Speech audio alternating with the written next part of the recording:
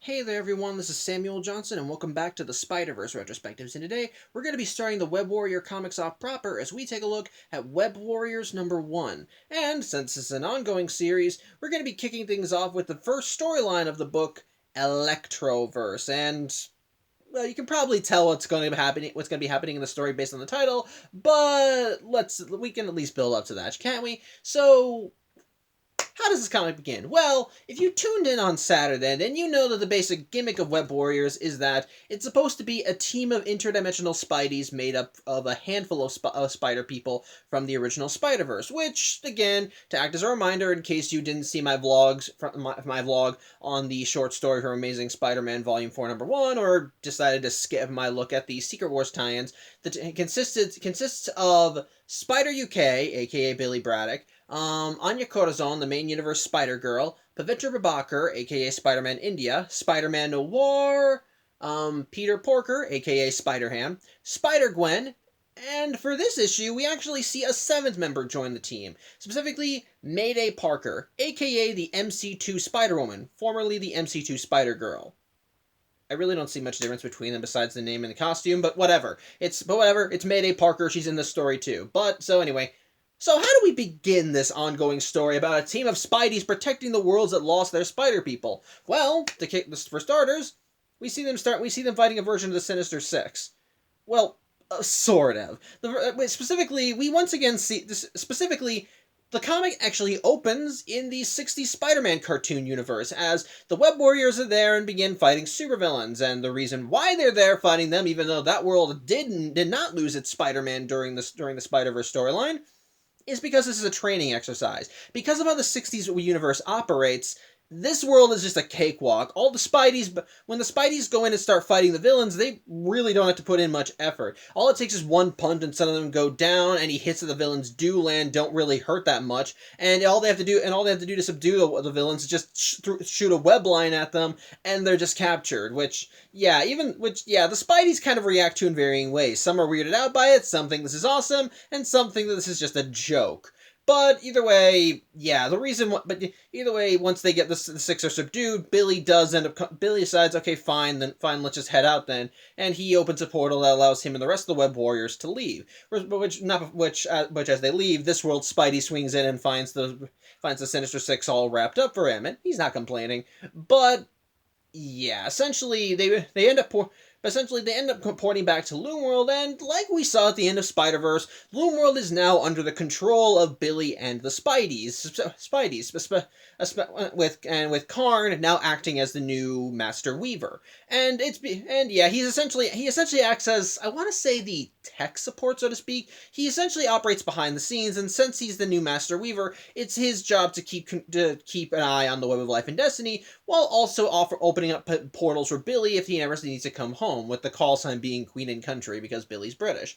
But either way, once the Spideys arrive back on Loomworld, they just all kind of go off and do their own thing. Spider-Man Noir goes off into Loomworld to kind of do some patrols. Pavitra ends up staying behind to end up looking at some of the technology, specifically these probes he's placed along the web, which seem to be getting broken, which he at first thinks is Spider-Ham, but whatever. And Anya goes, God only knows.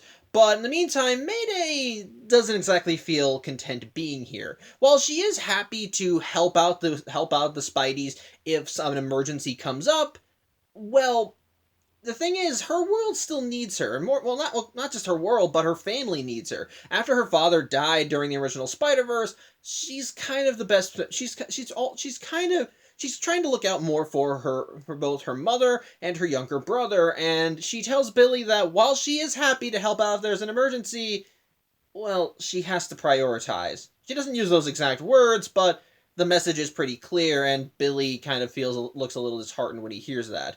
But either way, Gwen wants to go back to her universe, but Pavitra lets her know that the local time in her world is 3 a.m. on a Tuesday. And Gwen, well, as she puts it, she's still wired, so she doesn't really know if she can go back to her universe. So Mayday offers to take her out to lunch because on her world it's still noon. So they end up leaving and traveling to, well, the Egyptian universe, which I think, which we did briefly talk about in Spider-Verse, as that was the world that Moreland wound up, as that world Spidey was killed by Moreland in the scene from Spider-Verse where the Inheritors were sitting down for dinner, which, by the way, I have read the comic that this universe is from. I was right, it was in fact an alternate timeline. It was created by a supervillain known as the Sphinx, or more specifically the second Sphinx. The first Sphinx died. It's a whole other story. I'm not going to get into it. Point is, it was indeed an alternate timeline, but it is an interesting alternate timeline, and because of how the Marvel multiverse operates, basically, if it was an alternate Marvel, if it was an alternate timeline, after the Marvel universe gets restored, it's now an alternate universe. So I'm getting off topic and I'm getting confusing. Point is, it's a universe where the Egyptians ruled the planet. Where Egypt still reigns, and or the ancient pharaohs of Egypt still reign, and now it's still in the modern day. And basically, this is the universe where Mayday and Gwen are having lunch. And this is a kind of a little funny scene that I do like, and it's one of the reasons why I kind of love alternate universes in fiction. Well, in this, because the place they go to lunch is apparently a popular brand in the popular fast food brand by the name of Taco Loco, which, yeah, apparently it exists in every universe, because Gwen comments on that, because there are apparently ones in this one. There's apparently one in her universe too, but apparently this one is the only one where you can get. Hold on, I know she said it, but I cannot remember exactly what it is she said that was unique to this Taco Loco. It's the only one you can get a Kamar al-Din Delish. I have absolutely no idea what that is, so apologies. But either way, yeah, Mayday is just kind of... But either way, there's a reason why Mayday wanted to sit down and have lunch with Gwen. You see, she doesn't really kind of buy into this whole Web Warriors thing yet, because, well, she kind of realizes why Billy's doing it, as plenty of worlds did lose their Spider people during Spider-Verse. Well, is it really necessary to have the whole team for stuff like this? After all, they haven't really been doing a lot, and when it comes down to these sorts of things, it doesn't really feel like they need to have everybody there. Like, going back to the stories that we've seen so far, the biggest challenges they have faced have been the 1602 version of the Sinister Six, and a training exercise that even one Spider-Man could have done in just one fell swoop. And really, these don't really feel like big threats. They could have probably just sent like maybe one or two Spideys in, or three tops maybe, and things could have been handled. So why kind of go through all this? Which, it's just kind of what Mayday just feels like just maybe. Hold on one sec. Sorry, I just wanted to look back into the book. But Mayday just thinks that maybe they could pull back, or more specifically, she wants to pull back. She even says that she didn't sign up for a military unit. She just wants to help out where she can. So maybe the missions don't need every single member of the team to do their thing, you know. However, before Gwen, and part of the reason why she asked Gwen to do this is because, well, Gwen's still kind of the designated, is probably one of the few Spideys on the team who hasn't drunk the Kool-Aid, so to speak. As she's kind of the most normal of the group, as her daily life is that she's in a band and does her own thing. But whatever. However, before Mayday and Gwen can get too far into the conversation, they end up hearing an explosion nearby, and of course, since they're nearby, both end up suiting up into their Spidey jammies and go to investigate. And sure enough, there's a bank robbery going on. Specifically, this world's Electro is stealing what looks like several pounds of silver bars, which, yeah, it's a bit strange that he's stealing silver, but ultimately there's really not time for questions, as Mayday and Gwen end up swooping in and just start kicking ass, taking out his goons while also trying to go after Electro. Basically, it just feels like a regular outing for a Spider-Man, so to speak. Just, fight the bad guy. Bank robbery in broad daylight. Fight the bad guy. Bat, bat, bat, boom. Everybody wins, right? Well, it turns out this particular robbery is not a normal one, as while Mayday and Gwen are swooping in and kicking ass, they end up getting a zap by a sneak attack from behind. Specifically, from another Electro, who very clearly does not look to be from this universe, as he actually looks more akin to the main universe Electro. And as Gwen and Mayday are wondering what the heck's going on, it turns out that this guy is not alone, as we see a third Electro. This one is, well, he's black, wearing a darker costume with blue electric highlights on it. Something is clearly up, especially when that Electro claims that this isn't right, because according to their reports, this strand as they call it was supposed to have a dead Peter Parker, which prompts Mayday to go towards that Electro, deck him in the face, and then ask how the hell he knows that name. Unfortunately, though, she doesn't manage to get a lot of answers, as suddenly a fourth Electro shows up. One who is made entirely of electricity and is just huge, which, yeah, it's pretty clear that they're very much that Gwen and Mayday are outclassed. As such, they end up trying to dodge the Electros, but at this point, both Spider-Women are realizing they're pretty much they're outnumbered here, and they kind of need help. As such, they both agree that they should do a strategic retreat and get the rest of the team. But as Mayday calls in a callback, so to speak, to try and zap herself and Gwen out of the universe. Unfortunately, Gwen kind of gets sneak attacked as while she and Mayday are swinging away. The pure electricity Electro manages to sneak in through various wires until he gets into a streetlight and zaps Gwen when she gets too close, causing her to fall to the ground. And unfortunately, before Mayday can go in and save her, well, Karn ends up pulling her back to Loom World. As Gwen tries to get up, she ends up getting surrounded by the Electros, who end up just zapping her and knocking her out. As such, the Electros decide that they need to do a strategic retreat themselves because they did overhear Gwen and Mayday talking, and that they know that they mentioned a team. So they probably want to get out of there before they show up, which unfortunately means they have to leave the loop behind. As such, they end up teleporting away themselves, and unfortunately, Mayday just misses them. Basically, she knew she left her friend in the middle of the fire, and so she wanted to go back and save her, but it's too little, too late. Though once again, she is wondering why they tried to steal silver or nothing else too valuable. In the meantime, back with Gwen, she ends up waking up again in another universe, which you don't know this one, they even admit it in the book. But basically, in this universe, she seems to be trapped in what looks like, I want to say, a factory of some kind, and she's chained up to a pipe. But as she's waking up, we see two of the Electros that she faced walking by, and they're basically talking about her and the other Spideys, which for whatever reason, they actually seem to know about Mayday. They know that she's the daughter of her world's Peter Parker, and that despite her world's Peter Parker being dead, she's still operating as Spider-Woman, which when Gwen gets up. But Gwen doesn't really take notice of that, as she ends up getting up and she offers to get ready to kick their butts. But they let her know that she probably shouldn't do that. Basically, yeah, they can keep her alive, but if she tries doing anything it's in their best interest to keep her alive. But if she does anything that they don't like, they can just zap her brain and pop it out of her head like a zit. And they do use that exact analogy. On top of that, they even tell her, even if she could knock them out and fight back, she's not really in a position to do that. Hold on one second. Sorry about that dog stuff. But yeah, the Electros tell her that she's not really in a position to fight back. And we soon see why, as in the final panel of this story, we end up seeing that there are more Electros nearby, and behind them, we see an electric web spread across a grid, showcasing multiple versions of Electro in its strands, with the one that Gwen was talking to letting her know the spiders aren't the only ones that are jumping across the web.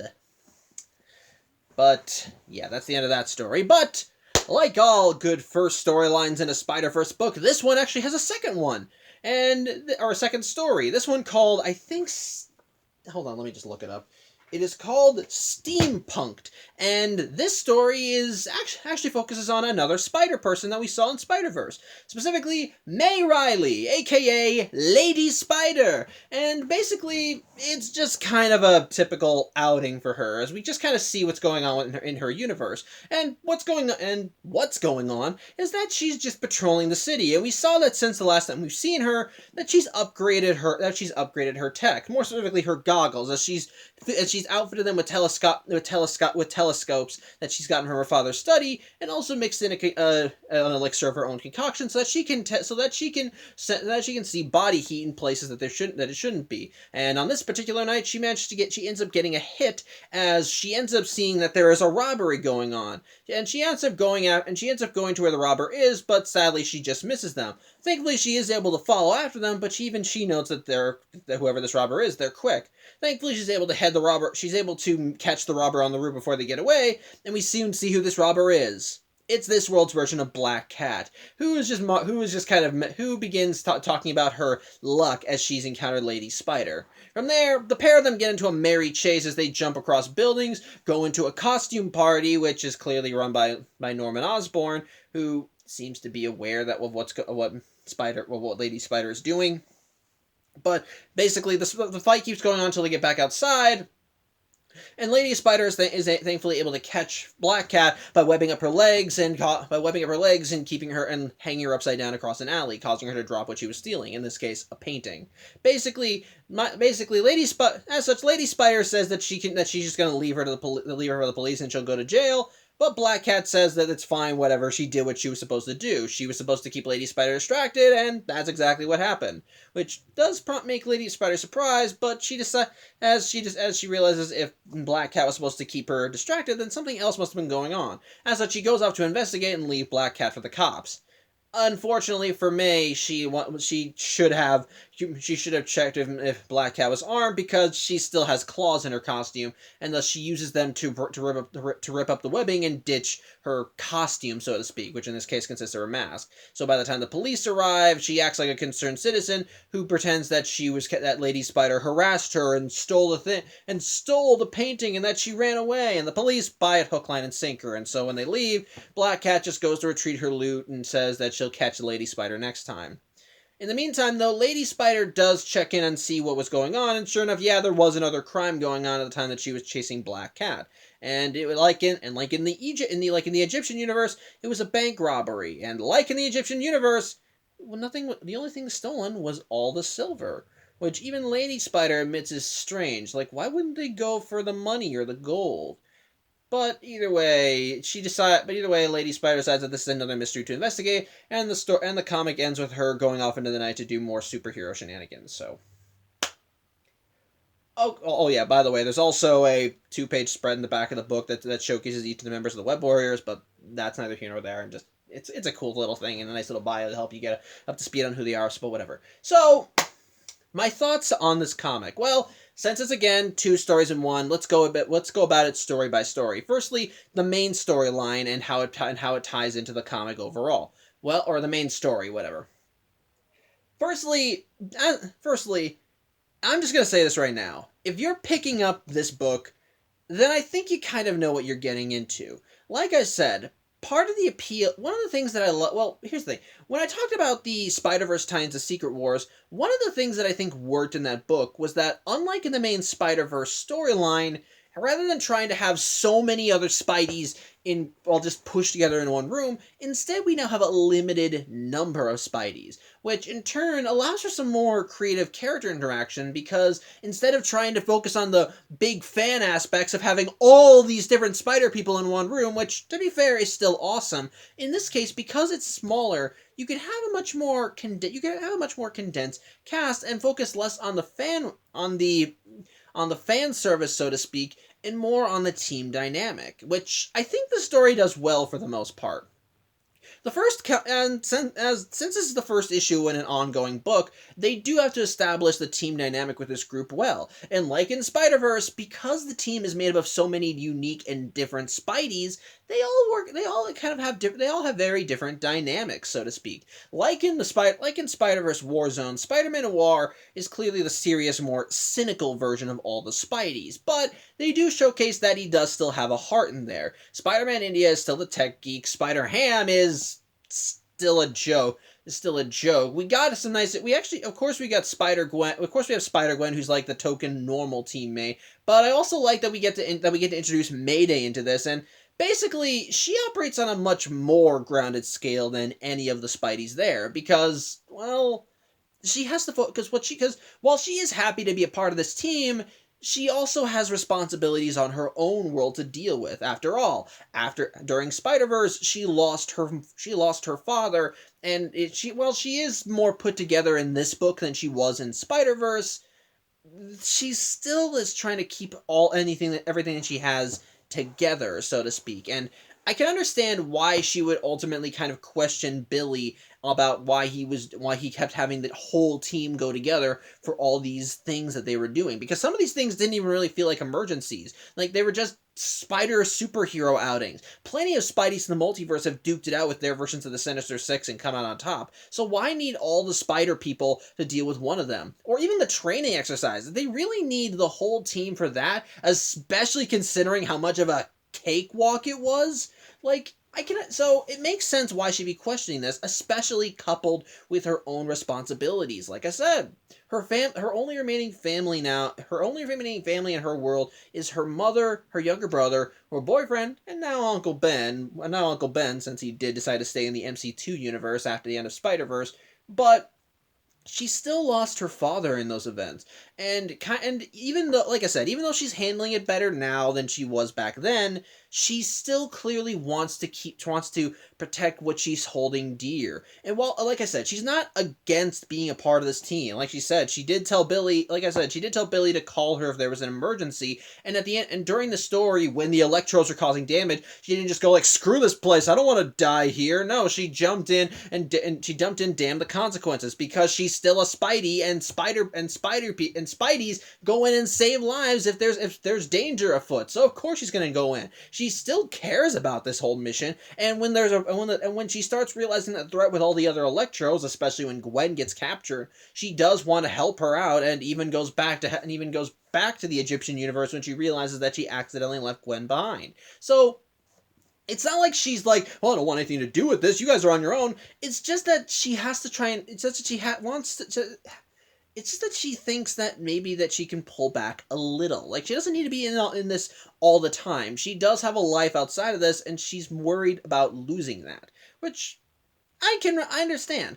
I understand. She's done a lot of shit. She's lost her father, and for a good chunk of Spider-Verse, she thought that she and her brother were the only remaining members of her family. So of course she would still want to hold on to all that. So I do kind of like that added dynamic thrown in there. Still clearly doing the Spider-Man named Justice with her antics, but still kind of wanting to do. But still clearly just trying to hold on to everything dear. So I like that dynamic is thrown into it. But kind of go on another tangent from that. Another thing I like too is that since it's the first issue, we do need to build more team dynamics. While Spider-Verse Warzone's kind of built up some team dynamics with having the group together, so in this case, they're not dealing. We actually, because of how this book is structured, we have moments where they're not just in the middle of trying to deal with a crisis. Because part of the reason why the Spideys were coming together in Spider-Verse Warzones was because they all had shared memory, because they all were experiencing similar phenomena, because they were all remembering their lives from before Battle World. But here, the multiverse is restored. They're back to normal. They all have their own universes now, and there's no big crisis they have to deal with. So everything's good. So because of that, we actually get to see moments where they're not fighting and are just talking. And one moment that I do like in how it works with character is a moment between Pavitra Prabhakar and Spider-Man Noir. As when Spider-Man Noir comes back from his patrol of Loom World, he ends up talking to Billy, who's in his lab, because Billy has been noticing something, which I forgot to mention this during the plot summary. Another hint about what was going on with the Electros is that because of all the probes that he's been leaving on the web have been getting shorted out, and he's been investigating them, so he stays behind on Loom World to look into them, which even Spider-Man Noir thinks, well, why? Oh, so you're not standing for Billy? And Pavitra asks, well, why would I do that? And Spider-Man Noir admits, Billy, why do you think we're doing all this? Even talking, because the thing is, like with Mayday, he sees that they don't need the team for all these things. The drills, the training exercises, and so on and so forth. You need more group cohesion, but they're all pros in their own regard. They're all seasoned. They've all been Spider-Man for a while. They don't need to learn about fighting dynamics and so forth. They can kick ass on their own. So why is Billy putting them through all this? because he's lonely, which I think is a great little, which makes sense. He lost his entire world during the incursions, which, yeah, I don't know why his world was not restored when the multiverse was restored. I understand that there were probably still some casualties, and with how the multiverse was restored, I can understand that maybe some universes wouldn't come back. I'm not going to get into how the multiverse was restored in Secret Wars again, just look it up, but it involves Reed Richards' son and creating new universes from thoughts. I'm not going to get into it. My point is this. I can understand why some worlds wouldn't come back, but, like, why is Earth 833 just off the chop? It's just gone now. Like, if the multiverse, like, is it the multiverse restored except for, like, maybe a few Earths here and there? Sure, no one missed them, but whatever. I was making a joke there. My point is this. I kind of like how this I kind of like this bit of, insight with Noir and Pavitr, because it kind of works. They're both on two very opposite ends of the spectrum emotionally. Pavitr's a good kid, but he's a lot more. He's a lot higher. He's a much higher IQ than he does an EQ, and likewise, he doesn't realize that Billy is probably hurt, so to speak. Whereas Spider-Man Noir, while being a smart guy, is a lot more gruff and gritty. And while he is a bit more of a cynic than the other Spideys, it also allows him to see more of how people are feeling. And case in point, I like that he's the one that points it out to Pavitr, that Billy feels lonely, that he lost his entire world, and now he's pretty much moved into a tomb with no one else to live there. Which I kind of like because it helps showcase more of the pain that Billy is going through. Because, yeah, you don't really know how badly things are, what bad things are can be with him. After all, like Noir said, he's the last survivor of a dead universe. It's gone. It doesn't come back at any point. He is alone now. And it can kind of get to him. The only thing he has left right now is his duties as Spider UK. And considering that part of those duties is trying to help worlds that lost their Spider-Man, it makes sense why he would suddenly start surrounding himself with more spider people, because in a way they're kind of like the only family he has left. He's protecting them. He wants to help them because that's literally all he has now. He has no family. He has no family or friends he can go back to. He has nobody to hang out with. He's just alone.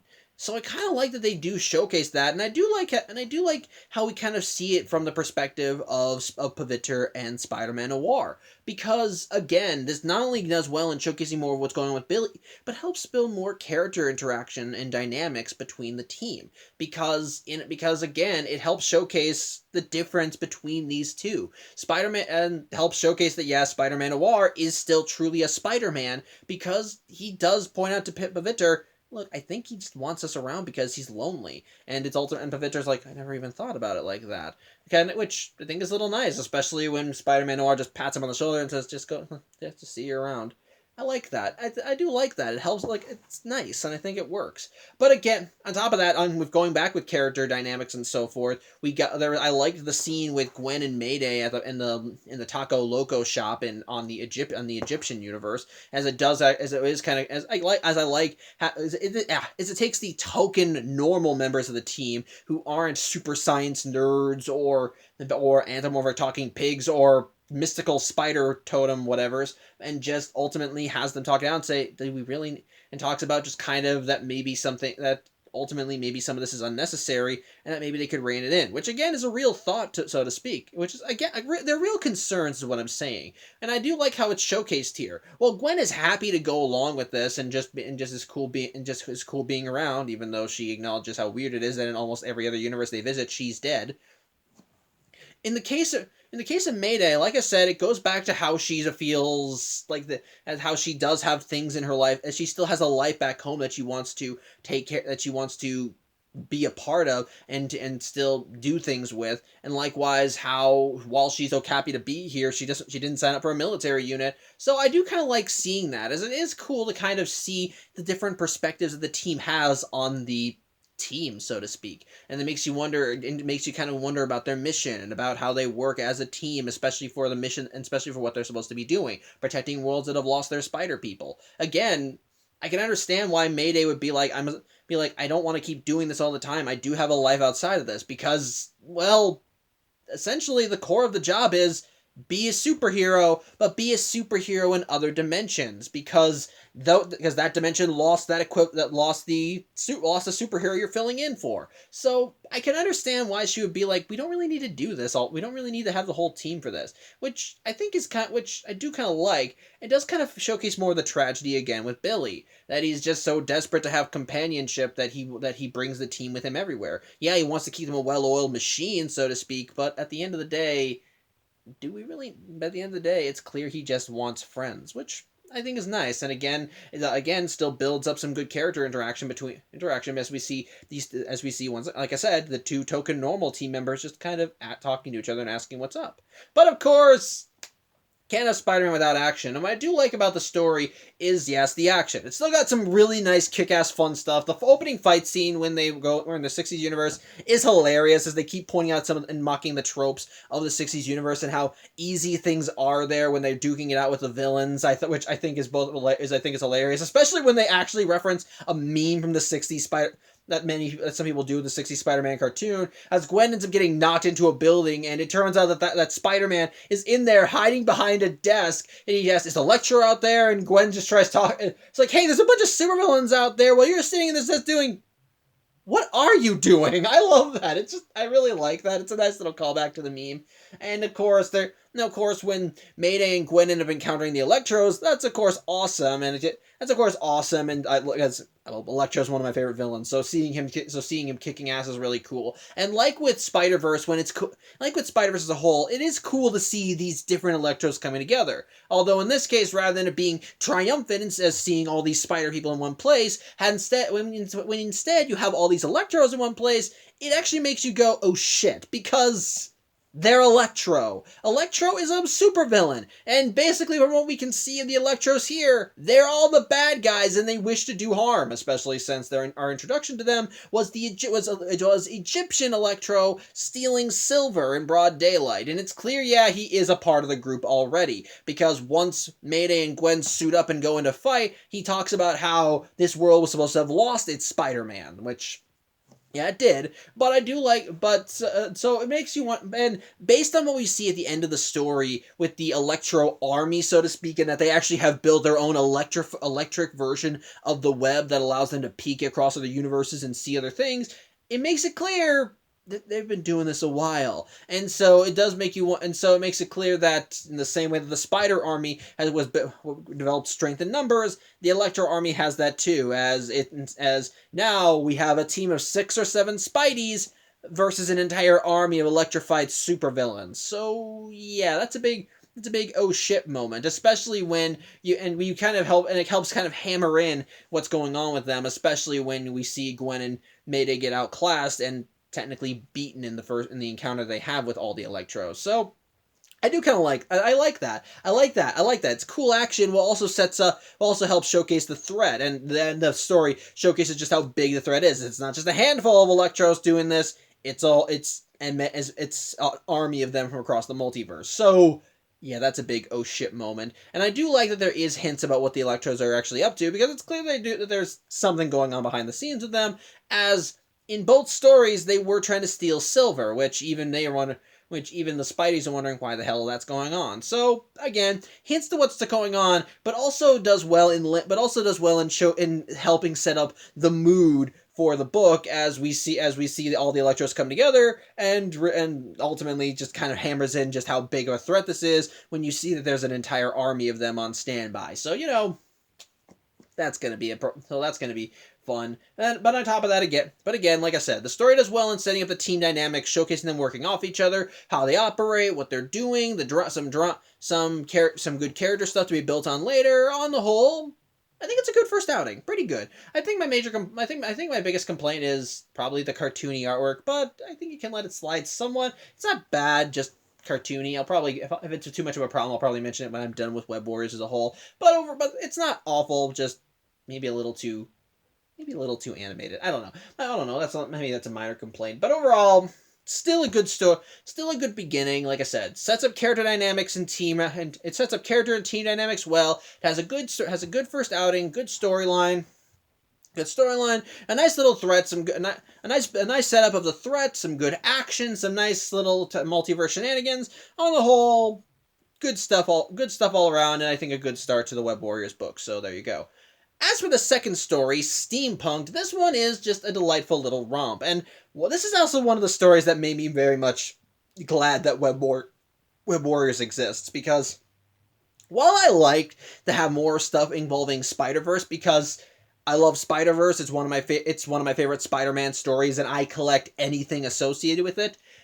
At the same time, one of the things that I think worked with having a book centered on a team of interdimensional Spideys who are just going across the multiverse and beating bad guys, it helps kind of showcase, well, it helps allows us to revisit these alternate spider people without having to have a big crisis going on. And case in point, we see that here with the Lady Spider story, as we are able to peek back into her world. But unlike the other times we've seen her, where she was where she was a member of the Spider Army and was helping them to face the Inheritors, and it was do or die, life and death, them or us, and all that crap. It's just her doing her thing, and it's one of the things that I liked with Web Warriors, because the thing with all these Spideys, they all have stories going on. All of them, sans Billy, had appeared in their own ongoing books before Web Warriors. They all had tales to tell, journeys they went on. They all had things that were going on. And so having them be a part of this team essentially allows those stories to be continued. We get to see more of Spider-Man India, Spider-Man Noir, Spider-Ham. Okay, Spider-Gwen she did. She actually, yeah, after Spider-Verse, Spider-Gwen wound up getting her own solo series, so yeah, that's nice. So yeah, we get to see more with her, too.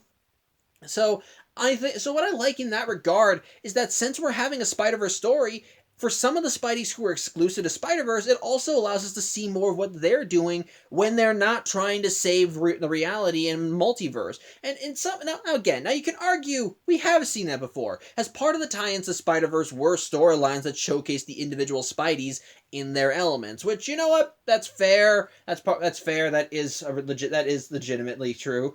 That is legitimately true, especially since Lady Spider's introduction in Spider-Verse was her battling her world's version of the Sinister Six. But the thing is, how many times in the Marvel Comics do you think we're going to be revisiting those universes? Do you think they'll have a one-shot in one of their books that pops into, like, I don't know, let's say,